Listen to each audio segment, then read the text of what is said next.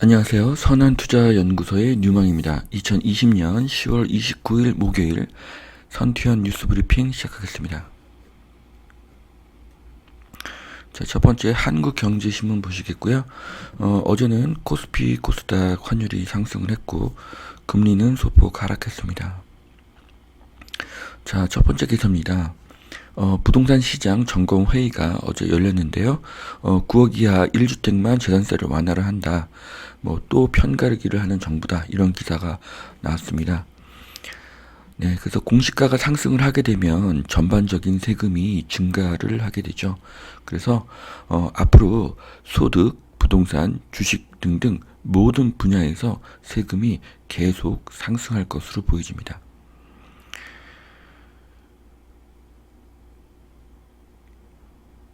자, 그래서 앞으로 중산층 이상은 많은 세금을 내야 됩니다. 반면에 서민층은 세금이 거의 없습니다. 자, 이제 중산층은 더 줄어들 것입니다. 자, 그러면 우리는 어떤 선택을 해야 될까요? 이렇게 소수에게 무거운 세금이 매겨지니까 이런 세금에 대한 부담을 못 이기고 싱가포르, 말레이시아로 떠나는 기업가와 자산가가 늘어나고 있다고 합니다.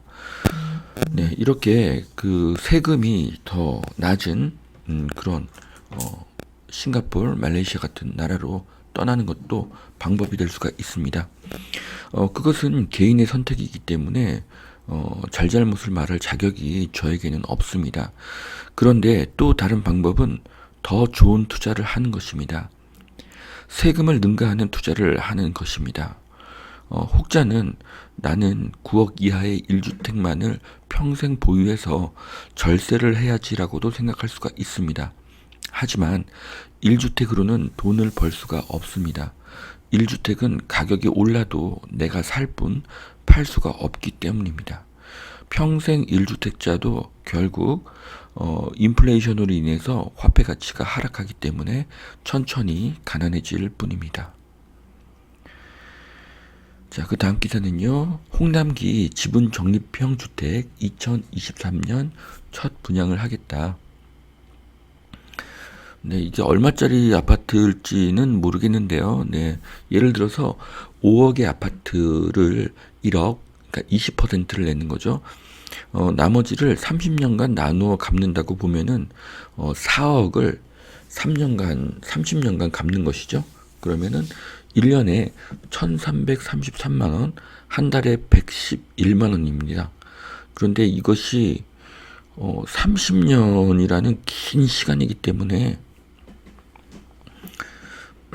이자가 반영이 돼야 되겠죠. 네, 30년이면은 화폐 가치가 엄청나게 하락을 할 테니까요. 네. 그래서 한 달에 내는 돈이 111만 원이 넘겠죠. 한 150만 원도 가능하다고 생각을 합니다. 또 이 아파트 값이 5억이 아니라 10억이라고 보면은 한 달에 222만 원, 250만 원이 넘을 수도 있죠. 자, 이것은 월세를 내는 것과 별 다름이 없고요. 또 이 집을 가지고 있는 동안은 다른 투자를 할 수는 없을 것입니다. 그래서 제 생각에는 처음에는 작은 집, 작은 그런 오피스텔에서 시작하셔도 되고 처음에는 작은 빌라에서 임대로 시작을 하셔도 됩니다. 그런데 점점 돈을 모아가면서 또 이렇게 수도권 외곽에서 또 수도권 중심부로 또 서울의 외곽에서 또 서울의 중심부로 이렇게 이동을 하는 것이 더 좋다고 생각이 되고요. 저 같으면 한 집에서 30년간 산다는 것은 좀 끔찍하다고 생각이 됩니다. 자, 전문가들이 본 지분 적립형 주택 또 하나의 문제가 6, 7년 뒤에나 입주를 해서 현재 전세난에 대한 급한 불을 끌 수는 없다. 이런 기사입니다. 그래서 입주 시기가 너무 많아서 희망 고문에 시달릴 것이고 면적이 생각보다 소형일 것이다. 이런 기사도 있습니다.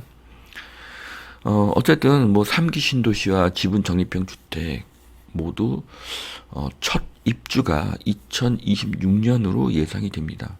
그렇기 때문에 앞으로 5년이 문제죠. 네, 저는 이 5년간 엄청난 전세가가 상승할 것으로 예상을 하고 있습니다. 자, ASK에서 글로벌 대체 투자 컨퍼런스를 열었다고 합니다. 그래서 많은 전문가들이 좋은 의견을 발표를 했는데요. 이 컨퍼런스에 참석한 강연자는 코로나로 타격을 받은 주식과 그리고 앞으로 부동산 투자가 유망하다. 네, 이 두 가지를 추천을 했는데요. 이것은 2021년에는 코로나가 극복될 것이고 또한 코로나가 진정이 되면 인플레이션이 크게 증가를 해서 화폐 가치가 하락을 하고 실물 자산인 부동산 가격이 많이 상승할 것이라는 그런 뜻입니다. 자, 그 다음 기사는요. 네, 이건희의 경제학 그 네 번째로 위기의 승부사라는 그런 내용입니다. 네, 이건희 회장님은 항상 위기라는 말씀을 입에 달고 사셨죠. 네, 그래서 자칫하면 도태가 된다. 지금은 가혹한 위기의 상황이다. 이런 말씀을 계속 하셨는데요. 진짜 강자는 1등이 된 후에도 끊임없이 노력을 하는 사람입니다. 하지만 누구나 1등이 된 후에는 나태한 마음을 갖게 되죠. 이건희 회장님은 이것을 강조하셨고 그래서 1등을 오래 유지하는 것으로 보입니다. 교만은 패망의 선봉이요 거만한 마음은 넘어짐의 앞잡이니라. 잠언 16장 18절의 말씀입니다. 자, 승려원, 리움, 화성반도체 네, 이렇게 이 세 곳을 지나시고 수원에 영면하셨다고 합니다. 네. 이건희 회장님께서 천국에서 평안하시기를 바라고요. 대한민국을 잘 사는 나라가 되게 해주셔서 진심으로 감사를 드립니다. 자, 우리은행 주담대 낀 아파트 전세 대출을 조인다. 네. 계속 뭐 전방위적으로 대출이 줄어들고 뭐 대출의 문턱이 높아지고 있습니다. 네. 자, 중국이 2035년 내연기관차를 퇴출시키겠다고 합니다. 네, 중국은 엄청난 자동차 시장이자 생산국입니다. 친환경으로 가면 전기차와 수소차가 유리하죠. 현대차에게는 굉장히 좋은 소식입니다. 자, 로봇이 서빙을 하고 로봇이 요리를 한다고 합니다. 외식업계는 테크푸드의 열풍이 일어나고 있다고 하는데요. 네. 앞으로 로봇이 요리하고 로봇이 서빙을 하게 된다고 하면은 이제는 그 인간의 기술력이 덜 필요하게 된 거죠. 네, 그래서 이제는 요식업과 무관한 건물주도 충분히 이런 외식 사업을 할 수가 있습니다. 네, 예를 들어서 내가 내 건물을 빌려주고 500만 원을 월세로 받을 수가 있지만 그 사업장에 내가 직접 로봇을 이용해서 이렇게 사업을 한다고 하면은 네, 1,000만 원을 벌 수도 있는 것이죠. 그래서 점점 이 시장의 환경이 외식업계 시장의 환경이 자본가에게 더 유리한 환경으로 바뀌어가고 있습니다. 자, 60조 증발한 BBIG7 코로나 반등을 노린다. 이런 기사가 나왔습니다. BBIG7 주식이 상반기에 상승을 주도를 했죠. 네. 근데 지금 보시면은 뭐 삼성바이오, 셀트리온, LG화학, 삼성 SDI, 네이버, 카카오, NC소프트 모두 20에서 뭐 24% 정도 뭐 그 정도 조정을 받았습니다. 그래서 어쨌든 앞으로 또 돈이 풀리게 되면 이 돈들이 어떤 그런 오프라인이라든지 뭐 2차 산업, 3차 산업으로 가기보다는 4차 산업으로 흘러가게 됩니다. 네. 그게 자본의 속성이죠. 그렇기 때문에 저는 이 의견에 전적으로 동감을 하고요. 네, 코로나 반등 네, 일어날 수 있기 때문에 BBIG도 앞으로 가격이 상승할 것으로 예상을 합니다. 자, 코스피 내년에 2,800 간다. 깜짝 실적주 선점을 해라. 네, 제가 올해 하반기에 제가 앞으로 연말에 코스피가 3천까지도 갈 수도 있다고 말을 했었습니다. 하지만 최근에 그 대주주 3억 법으로 인해서 올해는 뭐 불가능할 것으로 보여집니다. 하지만 내년에는 충분히 가능하다고 보여지고요. 지금은 주식을 정리를 하시고 내년 초에 사시는 것이 어떤가 그런 생각이 듭니다. 자, 삼성증권이 21년에는 화장품, 음식료, 항공, 여행주의 상승을 예측했습니다. 이것은 2021년도에 코로나가 극복이 될 것이라는 그런 의미입니다. 자, 서울시가 주택연금 가입자 빈집 임대를 늘린다고 합니다. 자, 이 기사를 쭉 읽어보면요. 지금 주택연금 사업의 문제는 가입자가 쉽사리 죽지 않는다는 것입니다. 네. 이 가입자분들이 살아계신 동안 연금을 계속 지급을 하고 돌아가시고 나면 그 주택을 이제 다시 또 임대사업에 활용을 하는 것인데요. 지금은 100세 시대이기 때문에 쉽게 돌아가시질 않죠. 자, 그런데 이분들이 요양원에 입원을 하시면 그 집을 임차를 한다고 합니다. 자, 그러면 주택연금 가입자가 살던 그 가구와 짐들은 어떻게 할까요? 그 짐들을 다 빼야 되나요? 그 짐들을 둔 상태에서 임대가 가능한가요? 그리고 주택연금 가입자가 요양병원에 입원을 했어도 또 다시 퇴원을 할 수가 있지 않습니까? 그러면 주택연금 가입자가 다시 퇴원을 하게 되면은 거기에 살던 임차인은 임대 기간과 상관없이 나가야 하나요? 네, 조금 이해가 되지 않는 네, 그런 법인 것 같습니다. 자, 주민 반발에 음마 잠실 공공재건축이 삐걱인다. 네, 제가 지금 뭐 분양가 상한제라든지 재건축 초과이익 환수제 때문에 이 재건축 사업이 사업성이 전혀 없다고 말씀을 드렸죠. 자, 이것이 공공재건축이 된다고 하면은 1인당 11억 원의 손해를 본다고 합니다. 그러면은 추가 분담금이 엄청나게 많아지는 것이죠. 네. 여기 또 당첨되는 또 일반 분양자들은 또 로또를 맞는 것이고요. 그래서 이제 재건축이 사업성이 너무 떨어지니까 사업 자체를 포기합니다. 그래서 이제 재건축은 굉장히 어렵게 됐고요. 서울의 공급도 더 줄어들게 됐습니다. 그래서 장기적으로 전세가와 매매가의 상승이 올 수가 있게 되는 그런 상황이 되고 있습니다. 자, 전국의 미분양이 1년 새 54%가 감소했다.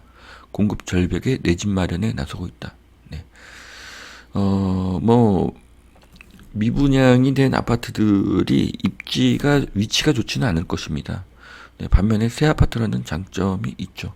자, 그래서 미분양이 빠르게 감소를 하고 있는데 이것은 앞으로 새 아파트의 공급이 줄고 인허가가 줄고 있기 때문이죠. 그래서 2021년은 전약 후강으로 하반기에 엄청난 부동산 가격 상승이 예상이 됩니다. 자, 중대형 상가 공실 11년 만에 최악이라고 합니다. 네. 경기 악화로 상가 수익률이 하락하고 있고요. 그래서 요즘에 유행하는 꼬마 빌딩 투자는 이런 부분, 이 상권이 어느 정도 유지가 될 수 있는지, 성장할 수 있는지에 대한 분석이 반드시 필요합니다. 자, 두 번째 매일경제신문 보겠습니다. 문 대통령께서 전세에 기필코 안정시킨다는 그런 말씀을 하셨습니다. 네, 그런데 그 전세라는 것이 기필코 안정시킬 수 있는 대책이라는 것이 사실 없습니다. 자, 유일한 방법은 전세 물량을 늘리는 것인데요.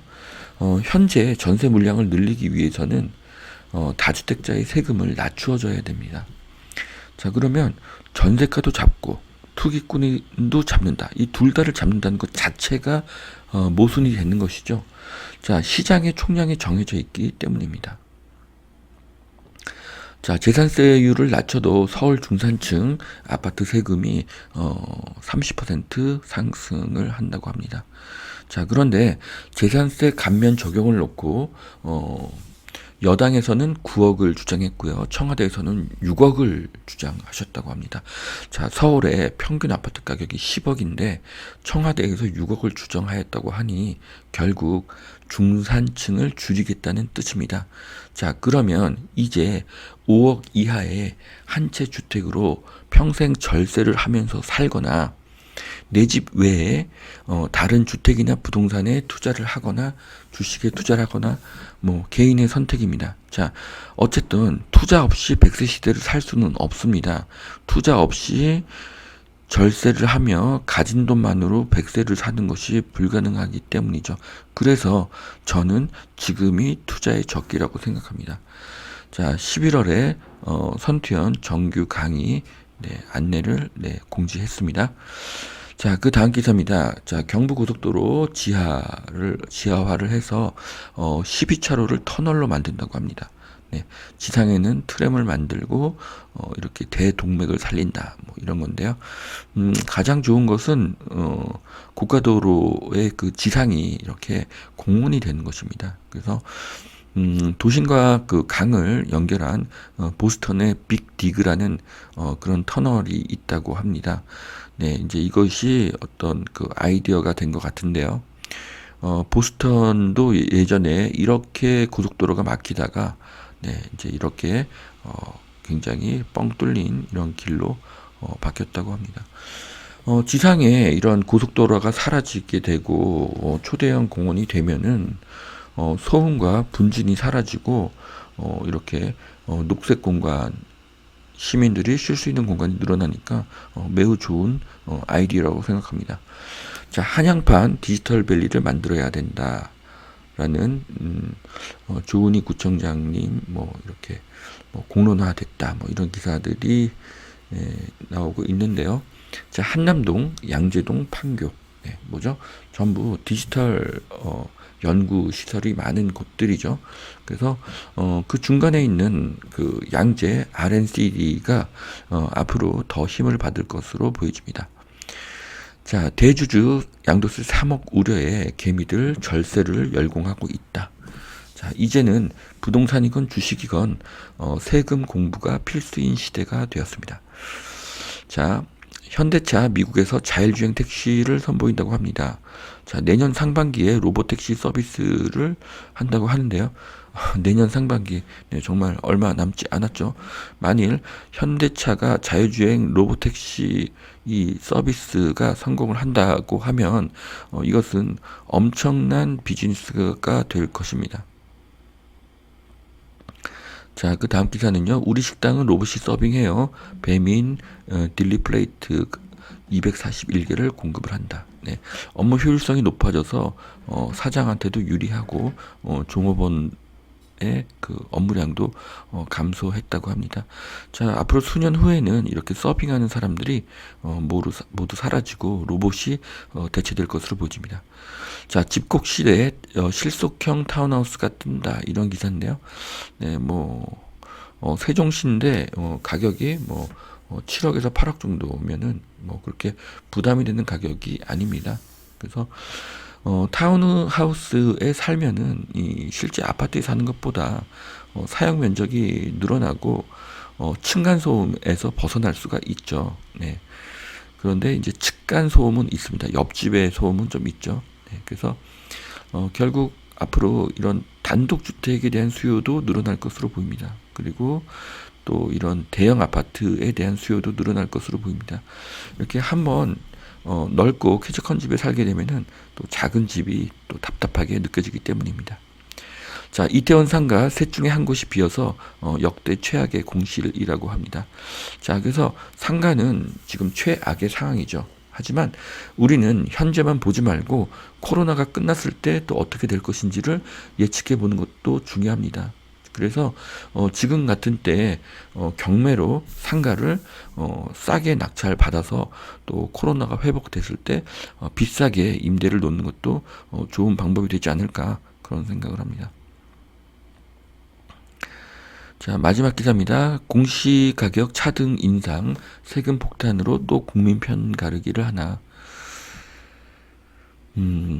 가장 큰 문제는 이제는 이제 집 한 채를 가지고 있고 소득이 없는 은퇴자들이 이렇게 매년 내는 세금을 감당할 수 없다는 것입니다. 그리고 결국 세금이 늘어나게 되면은 이것이 집값과 전세값의 상승을 불러올 수가 있고요.